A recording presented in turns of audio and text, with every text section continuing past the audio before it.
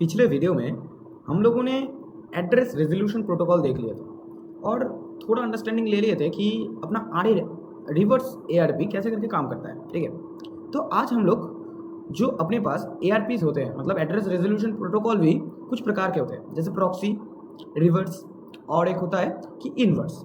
अब इन तीनों प्रकार को हम लोग थोड़ा डिटेल में देखेंगे कि तीनों का एग्जैक्टली डिफरेंस कहाँ पे आ जाता है और इसका एग्जैक्टली रियल वर्ल्ड में यूजेस कहाँ है। ठीक है, तो हम लोग जब पहले ही देखेंगे कि रिवर्स एआरपी क्या होता है।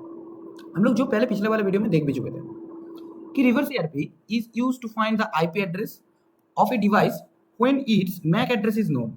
मतलब बोल रहा है कि हम लोग अपने डिवाइस जो होस्ट एआरपी रिक्वेस्ट कर रहा है, जो होस्ट रिवर्स एआरपी रिक्वेस्ट कर रहा है, वो मैक एड्रेस उसको पता है।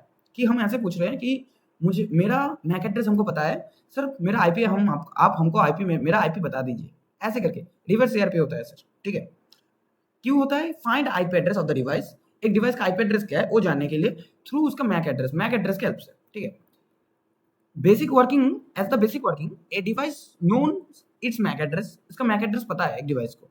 It broadcast a R ARP request. एक ब्रॉडकास्ट चैनल के थ्रू क्या करता है कि एक रिवर्स एआरपी रिक्वेस्ट भेजता है कि मेरा जो मैक एड्रेस है वो ए है, मेरा इस मैक एड्रेस के कॉरस्पॉन्डिंग आईपी एड्रेस मुझको बता दीजिए, ऐसे करके एक क्वेश्चन पूछता है। A reverse ARP server replies with the corresponding IP address. उसका जो कॉरस्पॉन्डिंग आईपी एड्रेस होगा उससे रिप्लाई देगा। बेसिकली रिवर्स एआरपी कहाँ पे यूज होता था? ठीक है, बेसिकली रिवर्स एआरपी कहाँ पे यूज होता था? हम लोग जब पुराने दिनों में old diskless workstation use करते थे, जहाँ पे बूटिंग विदाउट ऑपरेटिंग सिस्टम होता था, मतलब ऑपरेटिंग सिस्टम नहीं होता था सर, बूटिंग होता था, सिर्फ ट्रिगर होता था। कुछ क्या ट्रिगर होता था कि रिवर्स एआरपी ट्रिगर होता था। ठीक है, अपना जो डिस्क लेस जो वर्क स्टेशन थे, जो जो सर्वर्स थे, उसके अंदर हम लोग रिवर्स एआरपी यूज करते थे। कैसे? जैसे लैब्स ऑफिस में हम लोग क्या करते थे, some computers had no hard disk, उसके पास कोई भी हार्ड डिस्क नहीं था।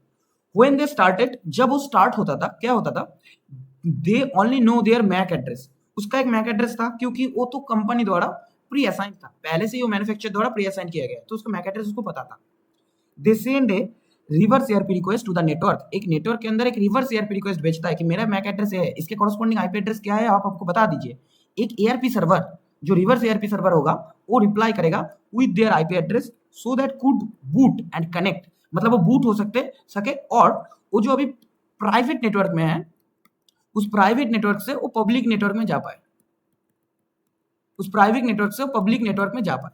इसी कारण से हम लोग इसको करना पड़ता है। बट आज के दिनों में हम लोग रिवर्स एआरपी को हटा के रिप्लेस कर दिए डीएचसीपी के साथ। ये भी एक और रेजोल्यूशन प्रोटोकॉल होता है। ठीक है, ये भी एक और प्रकार के रेजोल्यूशन प्रोटोकॉल होता है, बट इसका थोड़ा मॉडर्न मेथड, मतलब मॉडर्न मेथोडोलॉजी होता है, कुछ अलग प्रकार से काम करते हैं। ठीक है, तो ऐसे करके ओवरऑल अपना जो रिवर्स एआरपी था वो काम करता था। हम लोगों को पता है रिवर्स एआरपी और कुछ है भी नहीं।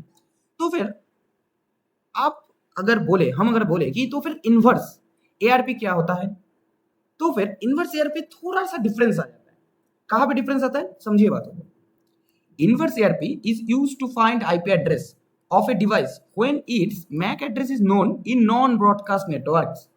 मतलब क्या हो रहा है सुनिए, आप जब तक ब्रॉडकास्ट नेटवर्क के अंदर कनेक्टेड है, मतलब आप एक इथरनेट के थ्रू आप भेज सकते हैं, रिक्वेस्ट कर सकते हैं कि मेरा कॉरस्पॉन्डिंग आईपी एड्रेस हमको बता दीजिए, मेरा मैक एड्रेस मेरे पास है।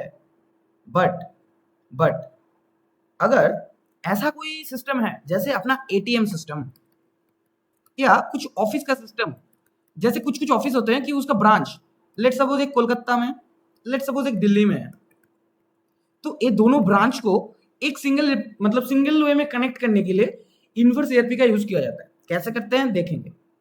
बेसिकली जब नॉन ब्रॉडकास्ट नेटवर्क्स होते हैं, क्योंकि ऑफिस नेटवर्क के अंदर क्या होता है कि इसका कोई ब्रॉडकास्ट तो नहीं होता, क्योंकि पब्लिक नेटवर्क से उसका पूछने का कोई सवाल ही नहीं आता। वो जो भी करेगा प्राइवेट नेटवर्क के अंदर ही करेगा, पब्लिक नेटवर्क के अंदर उसका कोई काम ही नहीं है, क्योंकि वो पब्लिकली उसको तो कोई एक्सेस ही नहीं कर सकता ना, या पब्लिकली इसको किसी के साथ कॉन्टैक्ट भी नहीं करना। एक ऑफिस नेटवर्क को, एक एटीएम नेटवर्क को कभी भी पब्लिकली कोई भी एक्सेस नहीं कर सकता। एक एटीएम नेटवर्क को वही एक्सेस कर सकता है उस बैंक के कॉरस्पॉन्डिंग, उसके पास क्रेडेंशियल्स है, ऑथोरिटीज हैं, हाँ, ये सब के थ्रू हम लोग उसको अचीव कर सकते हैं। ठीक है, तो यही काम होता है इनवर्स, जहां पे हम लोगों के पास कोई ब्रॉडकास्ट नेटवर्क नहीं रहता, मतलब कोई पूछने का मैकेनिज्म नहीं है, और हम लोग जानते भी नहीं है कि अपना कॉरस्पॉन्डिंग मैक एड्रेस क्या है, या दूसरे जो ओपोनेंट साइड है उसका कॉरस्पॉन्डिंग मैक एड्रेस क्या है, या उसका जो लोकेशन है वो क्या है, ये सब हम लोग नहीं जानते हैं। ठीक है, इधर क्या होता है बेसिकली, इधर डिवाइसेस को पता है सिर्फ लेयर टू एड्रेसेस। ठीक है, डेटा लिंक इसको बोलते हैं लेयर टू एड्रेसेस का मतलब इसका फुल फॉर्म क्या है? इसका फुल फॉर्म है, देखिए लिख के देते हैं आपके साथ। ठीक है, बेसिकली जो अपना DDL है, DLCL, तो डेटा लिंक इसका फुल फॉर्म है data link connection, data link connection DI होगा, sorry, identifier, data link connection identifier मतलब वो बेसिकली कहाँ पे कनेक्शन एस्टेब्लिश हो रहा है, एक कनेक्शन आईडी होता है, वो कनेक्शन आईडी को डिफाइन करके देता है। ठीक है, मतलब एक डिवाइस को सर पता है मेरा कनेक्शन आईडी है। ठीक है, तो वो क्या बोलता है, तो वो एक इनवर्स ARP रिक्वेस्ट सेंड करता है। रिमोट डिवाइस, जो भी रिमोटली डिवाइसेस कनेक्टेड है, मतलब प्राइवेट में कनेक्टेड है, वो replies with their IP address, उसका IP एड्रेस के मतलब कॉरस्पॉन्डिंग रिप्लाई देता है।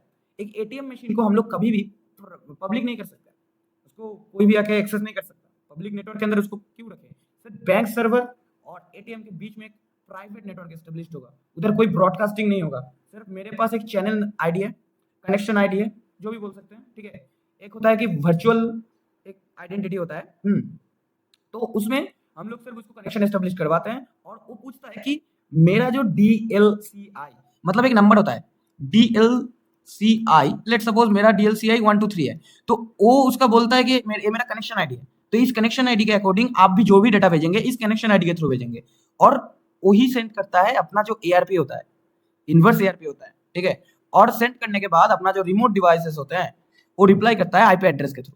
ठीक है, देखिए इन नॉन ब्रॉडकास्ट नेटवर्क्स जैसे फ्रेम रिले, बेसिकली फ्रेम में हम लोग भेजते हैं डेटा को। इसमें कुछ ऑफिस नेटवर्क्स होते हैं जहां पे हम लोगों को एरर चेकिंग उतना जरूरत नहीं होता, क्योंकि ऑफिस नेटवर्क के अंदर एरर चेकिंग उतना जरूरत नहीं होता, तो हम लोग क्या करते हैं, हम लोग सिंपली फ्रेम के थ्रू डेटा भेजते हैं, बहुत फास्ट होता है, रिलायबल होता है। ठीक है, और क्या होता है कि ATM नेटवर्क के अंदर बोथ में सिनेरियोज में क्या होता है, एक ही काम होता है। ठीक है, इन technologies like frame relay devices known layer to addresses like data link connection identifier, but they don't know the IP address.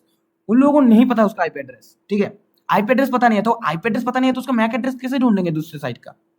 यही पता करने के लिए devices send an inverse ARP request using DLCI, remote device reply with its IP address. Remote devices को भेजता है DLCI request के through, और रिमोट डिवाइसेस जो होते हैं उसका IP एड्रेस हम लोगों को बता देता है।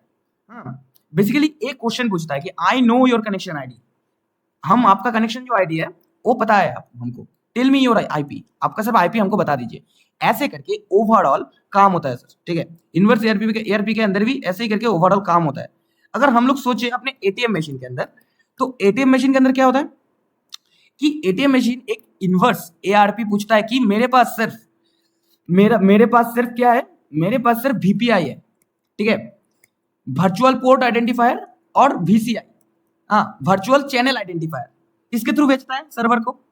तो फिर ये बोलता है कि मेरे पास सिर्फ वर्चुअल पोर्ट आइडेंटिफायर है आपका, तो आपका कॉरस्पॉन्डिंग IP एड्रेस क्या है वो हमको भेज दीजिए, उसके थ्रू ही तो डेटा ट्रांसफर होगा। तो ऐसे करके हम लोग हेल्प करते हैं। बेसिकली VPI और VCI को मैप करता है IP एड्रेस में इनवर्स ARP। और जब अगर हम लोग फ्रेम रिले का बात करें, मतलब फ्रेम में डेटा ट्रांसफर हो रहा है, दोनों सिनेरियो हो जाते हैं। एक कोई मतलब बैंकिंग सर्वर में काम हो रहा है ATM के थ्रू, एक सिनेरियो, और एक सिनेरियो होता है कि ऑफिस सिनेरियो जहां पे हम लोग फ्रेम में डेटा को भेज रहे हैं। तो उस सिनेरियो में सिर्फ हम लोग DLCI से, मतलब अपना जो कनेक्शन आईडी है उस कनेक्शन आईडी के थ्रू हम लोग IP एड्रेस को मैप करवाते हैं, रेजोल्यूशन करते हैं। ओवरऑल यही पूरा काम होता है सर। आशा करते हैं इसके बाद आपको जो भी ARP वाले प्रॉब्लम्स है, नेक्स्ट वीडियो में हम लोग एक टॉपिक है और भी कि प्रॉक्सी, ठीक है, जो नेक्स्ट वीडियो में हम लोग देखेंगे। बेसिकली प्रॉक्सी थोड़ा बड़ा है और कॉम्प्लिकेटेड है, इसीलिए हम लोग थोड़ा उसको साइड में कवर करेंगे, मतलब अलग से एक वीडियो में कवर करेंगे। इस वीडियो के बाद आपको रिवर्स ARP और इनवर्स ARP लेके कोई भी कंफ्यूजन नहीं रहेगा। ठीक है, बहुत कंफ्यूजन आते थे मेरे टाइम में, बहुत कंफ्यूजन आते थे, तो इसीलिए आशा करते हैं इसके बाद आपको कोई कंफ्यूजन नहीं आएगा। सो ठीक है, थैंक यू, मिलते हैं नेक्स्ट वीडियो में।